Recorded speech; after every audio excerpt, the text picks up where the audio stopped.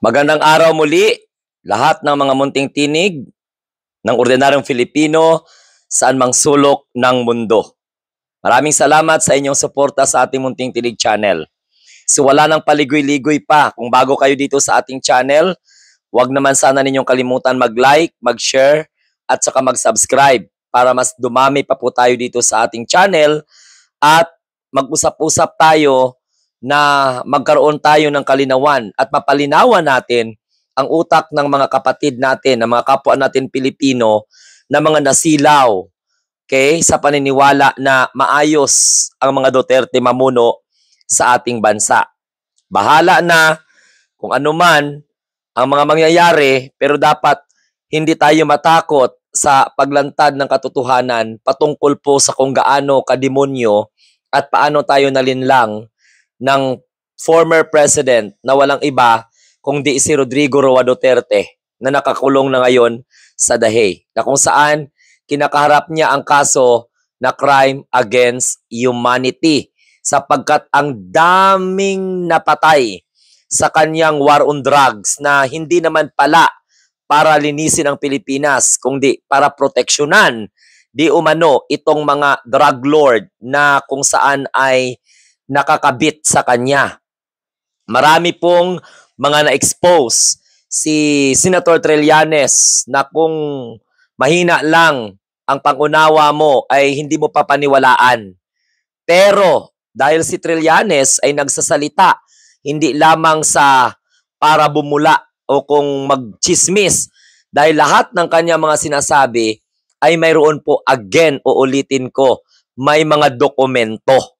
At siyempre, ang kapital ni Senator Trillanes ay ang kanyang tapang, ang kanyang determination na labanan ang puwersa ng mga demonyo sa katauhan ni Rodrigo Roa Duterte. Nalilinlang niya yung Pilipino na kuno labanan niya yung drugs sa loob ng 6 na taon or 6 na buwan, I mean. Pero ang nangyari, mga kamunting tinig, ayun. Walang nangyari sa war on drugs ni Rodrigo Duterte, kundi patayan dito, patayan doon. Ang masakla pa, Pilipino sa kapwa Pilipino ang nagkitil ng mga buhay. Ang masakla pa, iba sa kanila ay mga inosente, mga musmos. So balik tayo sa pinag-uusapan natin tungkol po kay Rodrigo Duterte. Matatandaan po ninyo, sana siguro ngayon nyo palang mapagtanto na oo nga, ang gustong labanan ni Rodrigo Duterte bago siya umupo bilang Pangulo ng Bansa, ang droga.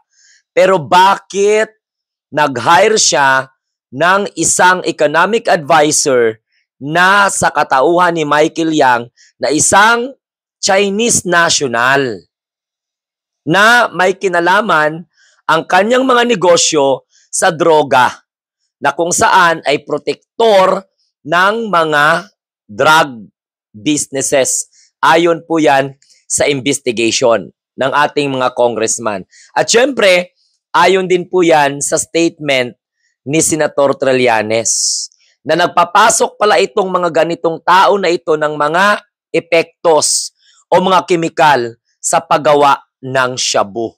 Ewan ko kung bakit ang titigas ng ulo ng mga Duterte supporter. Wala ba kayong konsensya? Wala ba kayong isip?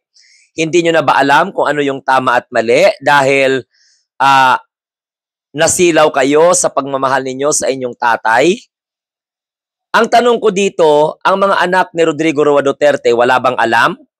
Lalong-lalo na si Sara Duterte. Hindi ba alam ni Sara Duterte ang mga nangyayari sa panahon ng kanyang tatay? Kasi sa una nating vlog, nadadawit naman ng isang Chinese na kinukuna ng mga debedendo ng mga Duterte, na kung saan di umano ayon kay Senator Trillanes, buong angkan ng mga Duterte ay nakinabang sa illegal na droga sapagkat 40 to 50 million sa loob ng 6 na buwan every 6 months. Yan ang mga natatanggap nila. Tapos nagpa-as if na mga mahihirap sila. Now, bakit i-hire ni Rodrigo Duterte bilang economic advisor ang isang Michael Yang na Chinese national? Itanong nyo daw sa sarili ninyo. Hindi naman nakahaka yan, hindi naman chismis yan. Talagang sigurado naman yan, nabalita naman sa media yan, mga Duterte supporter. Alam ko mahal nyo ang tatay nyo, alam ko naaawa ako kayo sa kalagayan ng tatay nyo. Pero ito, bakit i-hire or i-appoint isa sa mga kanyang appointee ay Chinese national sa katauhan ni Michael Yang, economic advisor pa. At nung pinapakinggan ko si Senator Trillanes, tama nga no, ang purpose ay para ipamuka sa mga militar, ipamuka sa mga pulis, sa PDEA na, ops, wag niyong galawin to. Dahil bata ko to, dahil tao ko to, appointee ko to. Siyempre, mai-intimidate ka. Ikaw ba yung arresting officer? Ikaw ba yung nagbabantay ng mga ganyang klaseng aktibidad? Maglalakas loob ka ba na imbestigahan? Maglalakas loob ka ba na pagdududahan? Dahil during that time, ang trust rating ni Rodrigo Duterte napakataas. Very popular siya, aminin natin at sa hindi. So sino bang mag-question sa mga galaw, sa mga move ni Rodrigo Duterte kung sino yung iupo niya sa kanyang gabinete? Imagine, economic advisor. Anong ina-advise ni Michael Yang? Nung ginawa ba ni Rodrigo Duterte si Michael Yang ang isang Chinese national bilang economic advisors, ano yung mga advices niya kay Rodrigo Duterte para mapaganda ang ekonomiya ng ating bansa? Dahil during that time, hindi naman natin naiintindihan, hindi naman natin nararamdaman na tumaas ang ekonomiya ng bansa dahil unang-una nga, lagapak, utang dito, utang doon. So, ano kaya ang mga advices? Di kaya'y tama yung mga haka-haka na gusto lang proteksyonan ni Rodrigo Roa Duterte kung ano man ang mga business na kung saan ay inintroduce ni Michael Yang po sa atin dito sa bansa. Dahil lumabas po sa Quadcom, no, na isa din sa mga pinaghihinalaan, isa din sa mga nagpapasok ng Pogo, itong mga Chinese nationals. Tingnan po ninyo, simula nung naupo si Rodrigo Duterte na mayagpag po ang Pogo at yung iba pa mga operators, mga Chinese pa. Tapos mga kilala pa nila Michael Yang, nila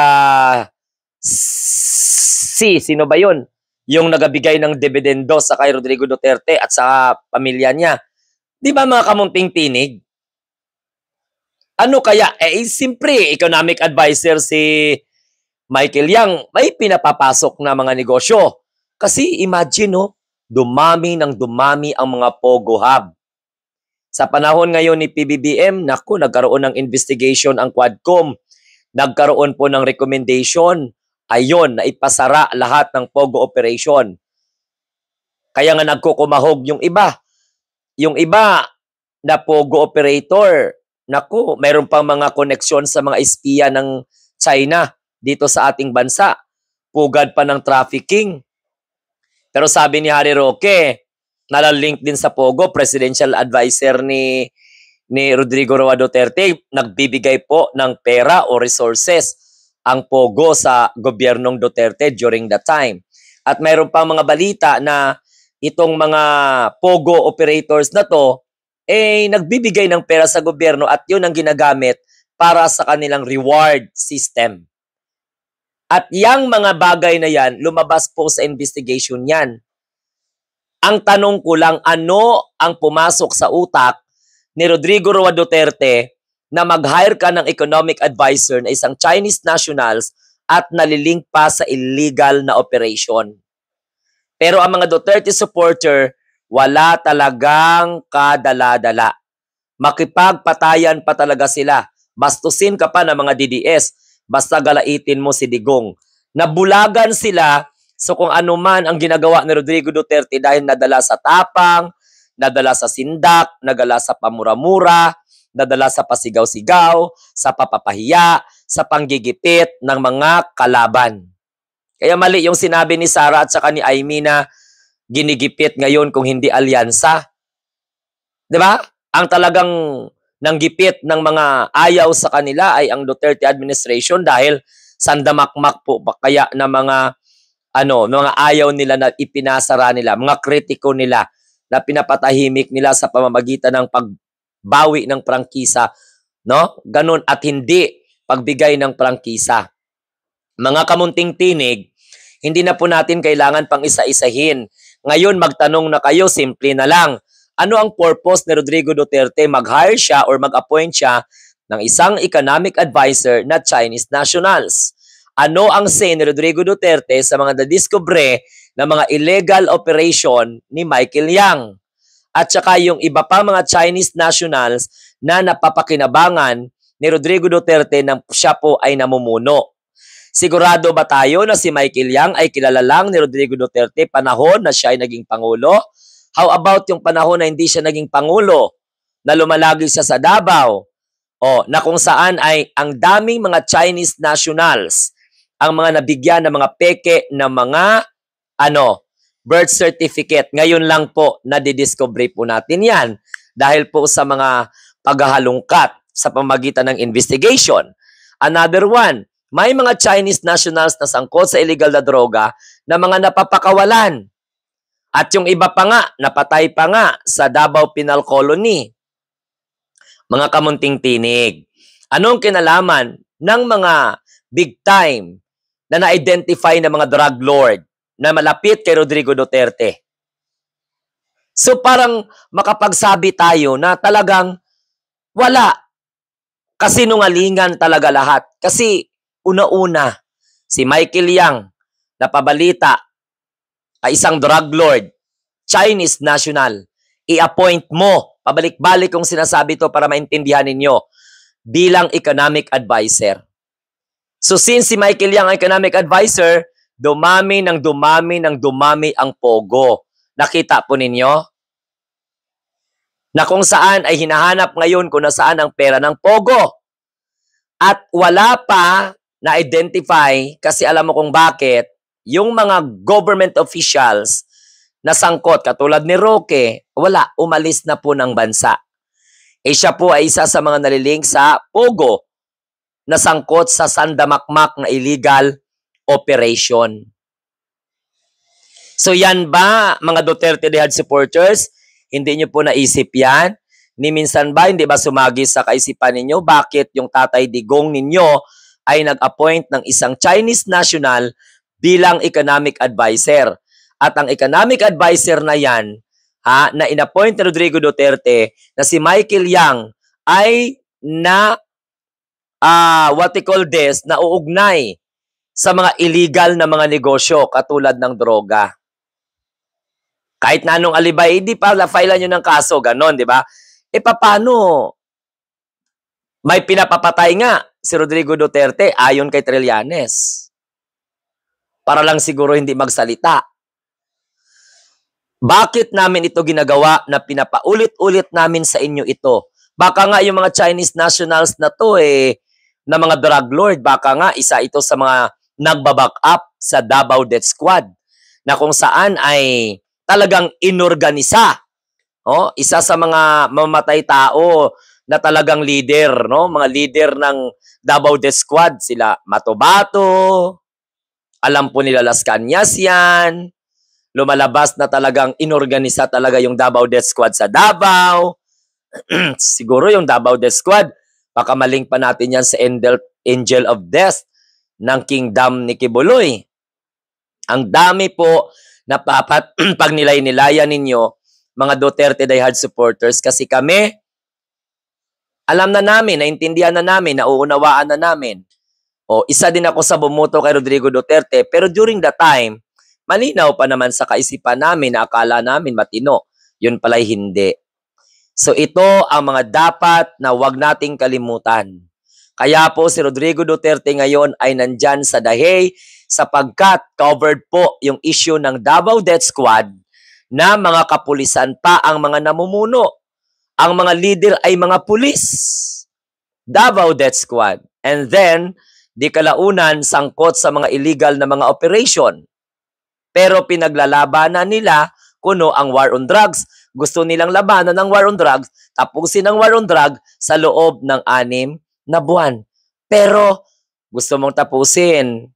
Tapos ang mga kaibigan mo, mga Chinese nationals na sangkot sa illegal na operation.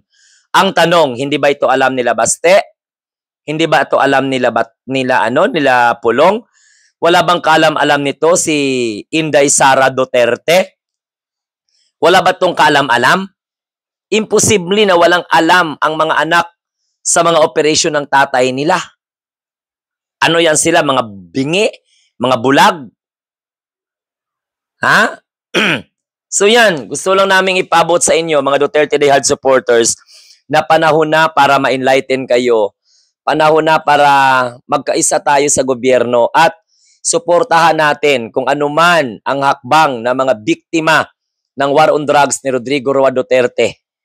Ang daming inosenteng namatay. Yun pala ay puro pulos kasinungalingan. Ginamit ang war on drugs para mapaamo, mapapaniwala ang karamihan sa ating mga Pilipino. Yun pala, hindi po droga ang problema, kundi mga drug lord na hindi man lang naparusahan sa panahon ni Rodrigo Roa Duterte dahil ang mga big time na mga Chinese nationals na ito, Diyos ko Santissima Trinidad, particular si Markel Yang, napasok pang gobyerno at bilang economic advisor pa. So pag sinabi natin economic advisor, pwede pong mag-advise yan tungkol po sa kung anong negosyo, pasukin ng gobyerno, paano mapalago ang ekonomiya, paano mapapataas yung mga lifestyle, no? Paano mabuhay ang mga Pilipino, o paano makapagbadala ng mga trabaho. Aminin natin, ang Pogo nagdala ng trabaho, pero pugad ng illegalities, mga illegal operation, human trafficking, may mga murder pa, mga human rights violations pa.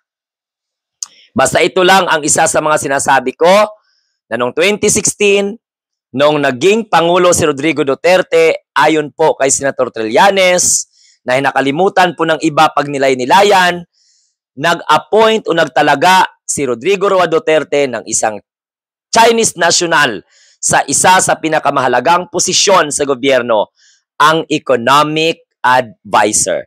At napansin natin na sa panahon ni Michael Yang at panahon ni Rodrigo Roa Duterte, dumami ng dumami ang Pogo na pinasara ngayon ng ating mahal na Pangulong Bongbong Marcos dahil sa resulta ng investigation, puno ng illegalities, puno ng kademonyuhan. So yan lamang po mga kamunting tinig. Di kaya may kinalaman si Michael Yang sa mga Pogo operators na nagsiwalaan na ngayon o nasipagtago na at ang yung Pogo pugad pa ng espiya? Nako. So maraming salamat sa inyong panunood sa ilang minuto po nating pagtalakay. Sana po ay naliwanagan kayo, maunawaan kayo, at patuloy ninyo na suportahan ang kausa ni former Senator Trillanes, okay? Para po sa kaliwanagan ng lahat na ang war on drugs ni Digong ay puro kasinungalingan lamang. Puro personal na benefits ang nakuha. Okay? At alam mo, si Rodrigo Roa Duterte ay hindi para sa mga Pilipino, kundi ang kanyang pinagsisilbihan ay si Michael Yang na isang Chinese nationals. At ako po talaga ay naniniwala sapagkat ginawa pa niyang economic advisor. Ayun pala, nako, sila pala yung nangaprotekta kung paano maglabas-pasok ang mga substance sa paggawa ng shabu. Okay? So kung bago po kayo sa aking channel, huwag kalimutan mag-share, like at saka subscribe. Hanggang sa muli, ito po ang inyong lingkod, ang munting tinig ng ordinaryong Pilipino, nagsasabing, mabuhay, ang bagong Pilipino. Tayo ang bagong Pilipino sa bagong Pilipinas. Bye-bye and God bless.